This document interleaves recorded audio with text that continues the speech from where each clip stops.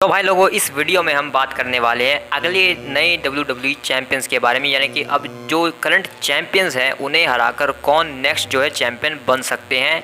और ये काफ़ी अर्ली प्रेडिक्शन लग रही है भाई फिलहाल के टाइम पर मुझे तो, क्योंकि जितने भी चैंपियंस बने हैं वो ज़्यादातर न्यूली हैं और जो पुराने चैंपियंस है भाई वो भी जल्दी हारने ही वाले हैं। तो जो भाई न्यू चैंपियन बने हैं उनके लिए तो ये काफ़ी अर्ली प्रेडिक्शन हो जाएगी कि कौन जीतने वाला है। तो मैं भाई बस अपने हिसाब से तुम्हें बताने वाला हूँ कि कौन कौन जो है मुझे लगता है कि करंट चैंपियंस को डिथ्रोन करके नए चैंपियंस बन सकते हैं। और भाई लास्ट में मैं जो है रोमन रेंस और ब्रॉक लेसनर क्या चैंपियन बन सकते हैं उसके बारे में भी बताऊंगा, तो वीडियो के साथ बने रहना। तो शुरुआत करते हैं भाई नेता रोड से। तो भाई आई थिंक किसी से भी पूछोगे कि कोडी रोड्स को कौन हराकर नया चैंपियन बनने वाला है, तो आई थिंक के सबके दिमाग में पहला नाम द रॉक आएगा, क्योंकि द रॉक पहले ही जो है टीज कर चुका है कि वो चैंपियनशिप के लिए आएगा और चैंपियन भी बनेगा, जो कि काफ़ी हद तक पॉसिबल भी है कि रॉक जो है वो चैंपियन बन सकते हैं, क्योंकि तभी तो वो फाइनल बॉस कहलाएंगे ना।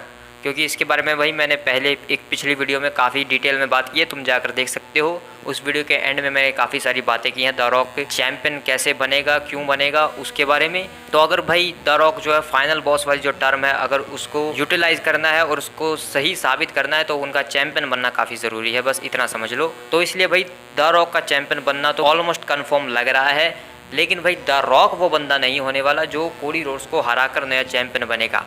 एक्चुअल में कोडी रोड्स जो है दोबारा से चैंपियन बनने वाले हैं सेकंड टाइम। जी हाँ, जहाँ तक मुझे लगता है तो कोडी रोड्स 2 बार जो है अनडिस्प्यूटेड WWE चैंपियनशिप को जीतने वाले हैं, क्योंकि द रॉक से पहले जो उनकी फ्यूड होने वाली है आई थिंक कि ये द रॉक से पहले ही ये जो फ्यूड है वो हो जाएगी। और मैं बात कर रहा हूँ भाई Randy Orton versus Cody Rhodes की फ्यूड की।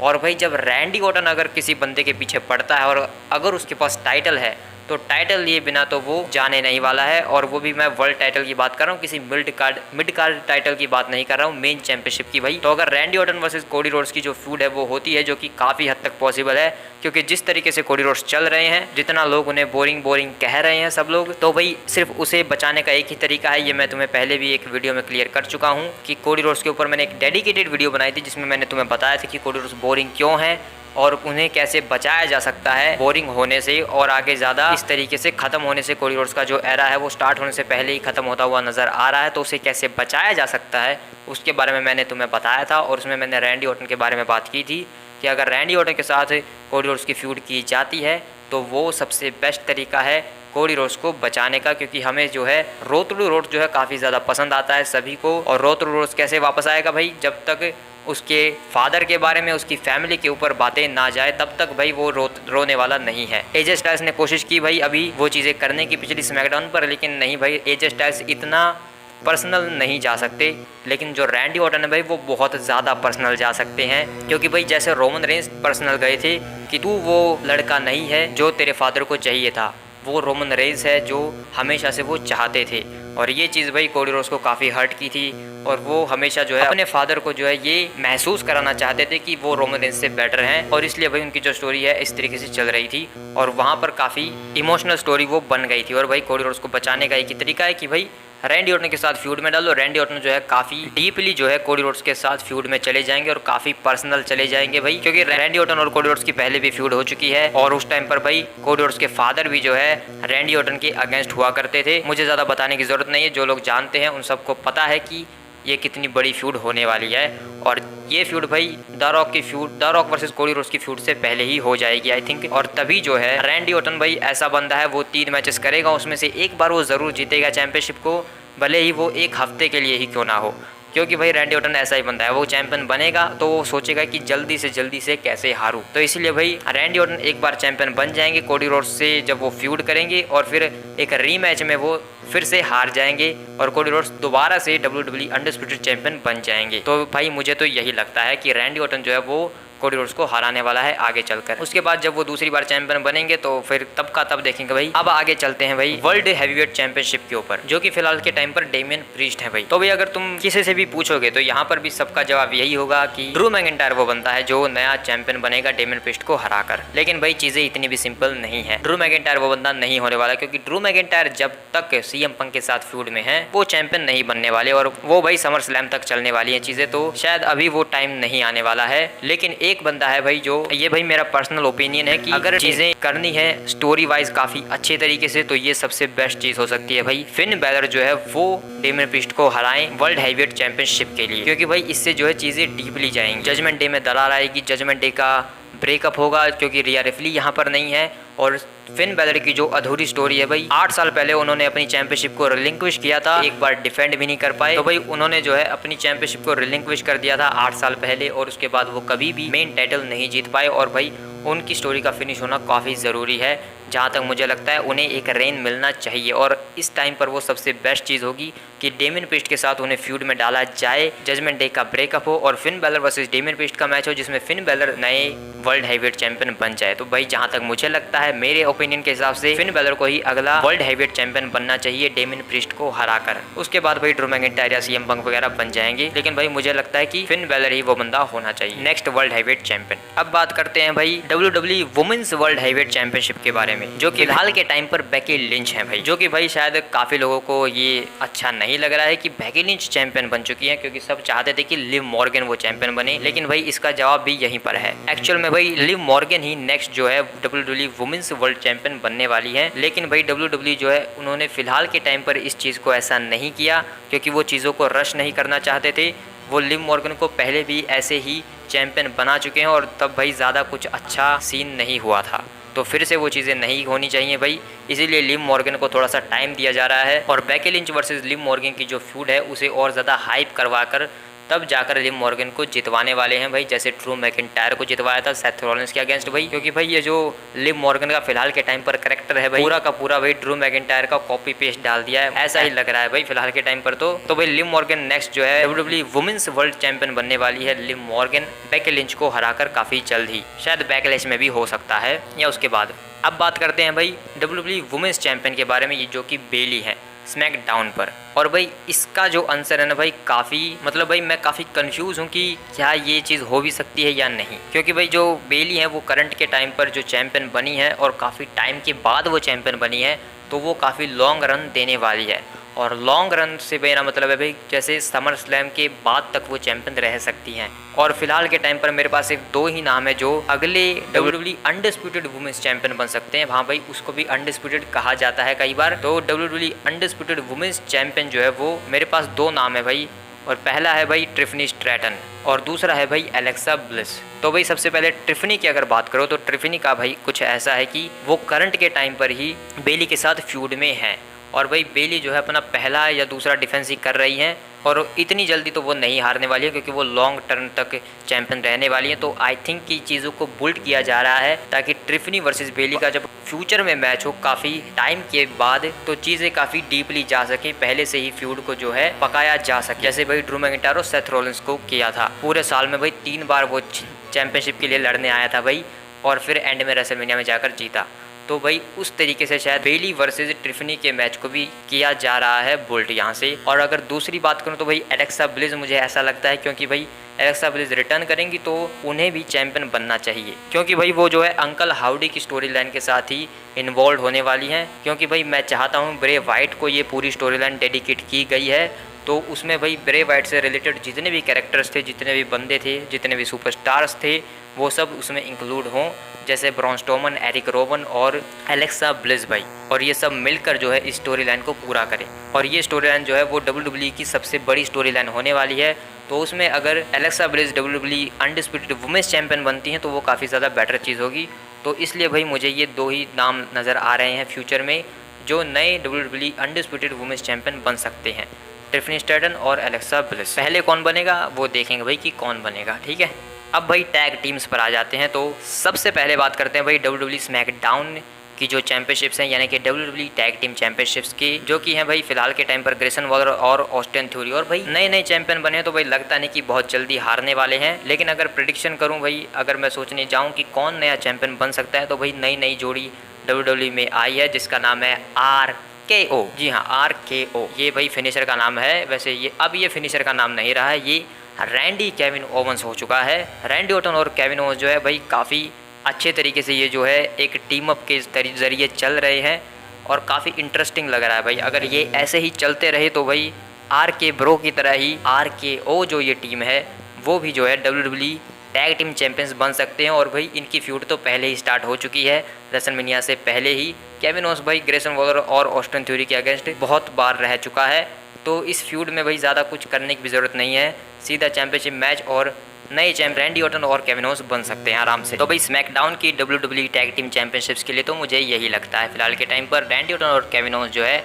एक अच्छी खासी टीम बिल्ड करके नए चैंपियंस बन सकते हैं आराम से। अब बात करते हैं WWE world tag team champions के बारे में, जो कि फिलहाल के टाइम पर ऑसम ट्रुथ है भाई। और भाई ऑसम ट्रुथ जिस तरीके से चल रहे हैं तो भाई उनका भी काफ़ी लंबा जो है रेन हो सकता है, काफ़ी लॉन्ग टर्म तक ये दोनों जो है एक साथ इस चैंपियनशिप्स को कैरी कर सकते हैं। लेकिन भाई अगर तुम नए चैंपियंस की बात करो और फिलहाल के टाइम पर भाई ऐसा कुछ लग नहीं रहा है भाई कि कौन चैंपियन बन सकता है, लेकिन आई थिंक कि अगर फाइनल टेस्टमेंट को रॉ के ऊपर ड्राफ्ट कर दिया जाता है तो वहाँ पर ऑथर्स ऑफ पेन वो बंदे हो सकते हैं जो नए WWE world tag team champions बने ऑसम ट्रुथ को हराकर। और भाई जो टैग टीम डिवीजन है वो काफ़ी चेंज होता रहता है हर बार, तो कुछ कह नहीं सकते कि कौन बन सकता है। तो फिलहाल के टाइम पर आई थिंक कि अगर ऑथर्स ऑफ पेन रॉ के ऊपर ड्राफ्ट हो जाते हैं, जो कि मुझे लग रहा है कि होने वाले हैं, तो वही जो है नए WWE tag team world champions बन सकते हैं मंडे नाइट रॉ के ऊपर। अब बात करते हैं भाई WWE women's tag team championships के बारे में, तो भाई ये तो बहुत जल्दी चेंज होने वाले हैं। डैमेज कंट्रोल फिलहाल के टाइम पर है आस्का और कायरी सेन, और वो जो है हमारी ब्लैक टीम से हारने वाले हैं, यानी कि बियंका ब्लेयर और जेड कारगिल। और भाई जब तक इन दोनों की टीम को कोई नाम नहीं मिलता मैं इन्हें ब्लैक टीम ही बुलाने वाला हूँ। मजाक में बनाया था लेकिन भाई काफी सूट करता है इनके ऊपर, ज्यादा मुझे लगता है भाई, मैं प्यार से बोलता हूँ इनको ऐसा, ठीक है। तो भाई अब जो है मिड कार्ड टाइटल्स की बात कर लेते हैं। सबसे पहले बात करते हैं भाई इंटर कॉन्टिनेंटल चैंपियनशिप के बारे में, तो जो कि फिलहाल के टाइम पर सैमी ज़ेन है, और लगता नहीं कि भाई कि वो ज़्यादा टाइम तक चैंपियन रहने वाले हैं, क्योंकि पहला ही बंदा जो उनके साथ फ्यूड में इन्वॉल्व हो चुका है उसका नाम है चैड गेबल। और चैड गेबल जिस तरीके से हिल टर्न किया है भाई, तो भाई इस बंदे को चैंपियनशिप देना बनता है और उसको वो मोमेंट चाहिए भाई, ठीक है। सैमी ज़ेन भाई उसके पास चैंपियनशिप हो या ना हो, वो चैंपियन हो या ना हो, वो क्राउड में भाई हमेशा उतना ही ओवर रहता है जितना उसे रहना चाहिए, और उसके लिए भाई और भी बड़े प्लान्स हो सकते हैं। लेकिन भाई फिलहाल के टाइम पर चैड गेबल के लिए बहुत ज़्यादा ज़रूरी है कि चैड गेबल जो है एक चैंपियन बने, और भाई मिड कार्ड में वो इंटर कॉन्टिनेंटल चैंपियन आराम से बन सकता है। तो भाई बहुत जल्द हमें चैड गेबल जो है नए इंटर कॉन्टिनेंटल चैंपियन के तौर पर नजर आने वाले हैं भाई। और भाई अगर ऐसा नहीं होता है ना भाई, तो भाई चैड गेबल जो है वो अगले डॉब जिगर बनकर ही रहने वाले हैं। अब बात करते हैं भाई यूनाइटेड स्टेट्स चैंपियनशिप के बारे में, जो कि लोगन पॉल के पास है। और भाई जब ये बंदा चैंपियन बना था, और जब भी ऐसी बात आती है किसे कौन हराएगा, तो मैं हमेशा तुमसे यही कहता हूँ कि ये बंदा चैंपियन ही इसलिए बना है ताकि ये LA नाइट से हार सके, क्योंकि भाई WWE जो है वो लोगन पॉल यानी कि social media star versus WWE के मेगा स्टार के बीच काफी अच्छी खासी फ्यूड और इस मैच को काफी बड़े तरीके से दिखाने वाली है। और लेकिन जो लोगन पॉल है भाई वो काफी लंबे टाइम तक चैंपियन रहने वाला है, और भाई क्लीवलैंड में समर स्लैम होने वाला, तो वहां तक वो जो है चैंपियन बन के जाने वाला है। और भाई क्लीवलैंड क्योंकि भाई खुद लोगन पॉल का होम टाउन है, तो भाई इस तरीके से वहां पर वो हारने वाला है। समर स्लैम में LA night versus Logan Paul का मैच होगा, और वहां पर LA नाइट नए चैंपियन के तौर पर नजर आने वाले हैं। और लोगन पॉल भाई इसलिए इतने लंबे टाइम तक चैंपियन रहने वाले हैं क्योंकि पहली बात तो भाई समर स्लैम में क्लीवलैंड में हो रहा है वो, जो कि लोगन पॉल के होम टाउन में हो रहा है, तो वहां पर चैंपियन बन के वो जरूर जाएंगे। और दूसरी बात भाई लोगन पॉल भाई वो प्राइम ड्रिंक वाला जो उसका छाप रखा है भाई, उसने पैसे खिला रखे हैं WWE को, तो भाई वो काफ़ी ज़रूरी है। उस वजह से ही भाई वो रेसलमेनिया के बाद तक चैंपियन रह चुका है, नहीं तो वो रेसलमेनिया में ही हार जाता भाई। इसलिए भाई as styles versus LA night का मैच जो है वो काफ़ी लोगों को फोर्स्ड लगा कि इसको फालतू में डाला गया है, क्योंकि भाई वो स्टोरी थी ही नहीं। मेन स्टोरी तो LA नाइट और लोगन पॉल की चलवानी थी, लेकिन वो हुई नहीं भाई, क्योंकि लोगन पॉल ने गेम खेल दिया। और अब भाई उसने ऐसा गेम खेल दिया कि वो लॉन्ग टर्म तक चैंपियन रहने वाला है, लेकिन भाई वो अपने ही होम टाउन में जाकर उसे हारने वाला है, क्योंकि WWE का तो इतिहास गवाह है कि कोई बंदा जो है अपने होम टाउन में जाएगा तो वहाँ पर वो बंदा जो है हारता ही है ज्यादातर। विंस मैकमैन के राज में तो यही होता था भाई। ट्रिपल एच के राज में भाई चीजें काफी बदल चुकी है, तो पता नहीं होम टाउन के बंदे जीतते हैं या नहीं। फिलहाल तो जीत रहे हैं भाई, सैमी ज़ेन भी जीते थे क्योंकि पहला डिफेंस था तो जीत गए भाई, लेकिन भाई लोगन पॉल अपने ही होम टाउन में हारेगा और उसकी काफी ज्यादा बेइज्जती होगी वहाँ पर जब LA नाइट जीतेगा भाई। तो भाई मैं उस मोमेंट के लिए काफी एक्साइटेड हूँ वो चीज देखने के लिए, और ये होनी चाहिए भाई जहाँ तक मुझे लगता है। तो भाई WWE के जितने भी करंट चैंपियंस थे उनकी लिस्ट तो पूरी हो चुकी है, लेकिन भाई एक बंदा और है जो नया चैंपियन बना है, उसका नाम है रिकोशेट, और वो जो है एक्स के ऊपर जो है WWE स्पीड चैंपियन बन चुके हैं। और भाई अभी अभी तो चैंपियन बने हैं भाई कुछ घंटे पहले, तो भाई इतनी जल्दी थोड़ी ना हारेंगे भाई। पता नहीं वहाँ पर एक्स पर क्या चलता रहता है, मैं तो दूर ही रहता हूँ। देखेंगे भाई क्या स्पीड वाली चैंपियनशिप को वो टेलीविजन के ऊपर भी लेकर आते हैं या नहीं, उसे वहाँ पर इन्वॉल्व किया जाता है या नहीं। तो भाई मैंने तुमसे कहा था कि लास्ट में जो है रोमन रेंस और ब्रॉक लेसनर के बारे में बात करेंगे कि क्या वो चैंपियंस बन सकते हैं फ्यूचर में। तो भाई इसका जवाब है हाँ भाई, वो दोनों ही चैंपियन बन सकते हैं। और रोमन रेंस का चैंपियन बनना तो भाई काफी ऑब्वियस है भाई कि भाई वो जो है आगे आकर जो है चैंपियन तो बनने ही वाले हैं, क्योंकि भाई अगर वो चैंपियन नहीं होंगे तो फिर और कौन होगा भाई। लेकिन वो कैसे बनेंगे, कहाँ पर बनेंगे, उसका थोड़ा जो है कन्फ्यूजन है भाई, क्योंकि भाई ये चीज़ डिपेंड करती है रॉक के ऊपर कि अगर रॉक जो है वो कोडी रोड्स को हराकर चैंपियन बनते हैं और फिर उसके बाद रोमन वर्सेस रॉक की स्टोरी लाइन चलती है, उसमें भाई WWE अनडिस्प्यूटेड चैंपियनशिप इंक्लूड होगी और वहां पर फिर रोमन रेंस जीतकर जो है दोबारा से अनडिस्प्यूटेड WWE चैंपियन बनेंगी। तो ये चीज़ भाई रॉक के ऊपर डिपेंड करती है कि रॉक चैंपियन बनेगा या नहीं। लेकिन भाई उसके बाद भी अगर रोमन रेंस फेस में चलते रहे तो उसके बाद वो वर्ल्ड हैवीवेट चैंपियन बन सकते हैं। अगर रॉक चैंपियन नहीं बनते हैं कोडी रोड्स को हराकर और फिर भी रोमन रेंस वर्सेस रॉक की स्टोरी चलती है और फिर उससे हटकर वो फ्यूचर में 2025 या 26 के अराउंड जो है WWE वर्ल्ड हैवीवेट चैंपियन बन सकते हैं, क्योंकि फिर वो शायद सेथ रॉलिंस को ये वादा करेंगे कि तुमने इस चैंपियनशिप को काफ़ी रिलेवेंट बनाया, तो अब ये मेरा फ़र्ज़ बनता है कि मैंने जो पहले गलतियाँ की थी उन्हें सुधारूं और एक फाइटिंग चैंपियन बनकर लोगों को दिखाऊं। तो रोमन रेंस भाई हमें एक फाइटिंग चैंपियन के तौर पर नज़र आ सकते हैं जब वो वर्ल्ड हैवीवेट चैंपियन बनेंगे, लेकिन काफ़ी टाइम है भाई उसमें, 2025 के बाद ही वो चीज़ें हो सकती हैं या फिर 2025 के एंड तक, यानी कि भाई रेसलमेनिया 41 के बाद ही वो कुछ चीज़ें हो सकती हैं। रोमन रेंस हमें एक फाइटिंग चैंपियन के तौर पर नजर आ सकते हैं, क्योंकि सेथ रॉलिंस उन्हें हर बार ट्रोल करते रहते हैं कि तुम फाइटिंग चैंपियन नहीं हो, तुम सिर्फ एक हॉलीवुड चैंपियन हो और कुछ नहीं। तो इसीलिए भाई सेथ रॉलिंस को दिखाने के लिए उसे साबित करने के लिए वो चीज़ कर सकते हैं रोमन रेंस भाई। यार ब्रॉक लेसनर की बात करते हैं तो भाई ब्रॉक लेसनर जहाँ तक मुझे लगता है तो वो भाई अनडिस्प्यूटेड WWE चैंपियन तो नहीं बनने वाले, लेकिन वो जो है वर्ल्ड हैवीवेट चैंपियन बन सकते हैं। और इसके पीछे का एक लॉजिकल रीजन मैं तुम्हें बताऊं तो भाई ब्रॉक लेसनर जो है वो पहले भी वर्ल्ड हैवीवेट चैंपियन रह चुके हैं और भाई ब्रॉक लेसनर एक ऐसा नाम है जो जब चाहे तब आकर चैंपियन बन सकता है, लेकिन डिपेंड करता है कि उसकी जो बुकिंग है वो कौन सी हो रही है। क्या वो बीस्ट वाली बुकिंग हो रही है या फिर वो हैप्पी ब्रॉक वाली हो रही है जो आजकल भाई वो काउबॉय ब्रॉक बन के घूमता रहता है। अगर वैसी बुकिंग होगी भाई तो फिर मुझे नहीं लगता कि वो चैंपियन बनने वाले हैं।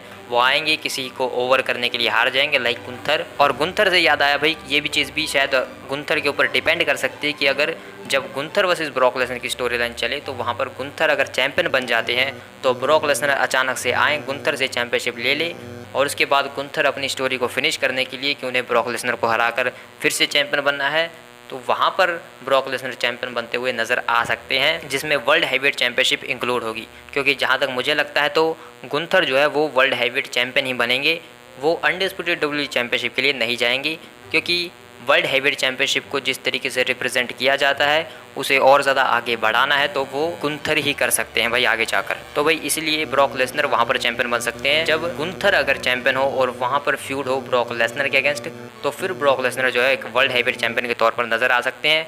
बाकी ब्रॉक लेसनर के बारे में भाई कुछ नहीं कह सकते, वो आएगा 6 सेकंड का मैच करेगा और जीत जाएगा। तो भाई ब्रॉक लेसनर और गुंथर हमें फ्यूचर में चैंपियन बनते हुए ज़रूर नज़र आएंगे, लेकिन उन चीज़ों में भाई टाइम लग सकता है, वो 2025 और 26 के अराउंड ही हो सकती हैं, यानी कि रेसलमेनिया 41 के बाद ही शायद वो चीज़ें नज़र आ सकती हैं। लेकिन ब्रॉक लेसनर अगर उससे पहले रिटर्न कर लेते हैं रेसलमेनिया 41 में ही, तो भाई रेसलमेनिया 41 के बाद ही शायद ये चीज़ें हो सकती हैं कि रोमन रेंस और ब्रॉक लेसनर दोनों चैंपियन के तौर पर नज़र आएँ। तो भाई आज की वीडियो में इतना ही था, मिलते हैं किसी और वीडियो में, तब तक के लिए बाय बाय।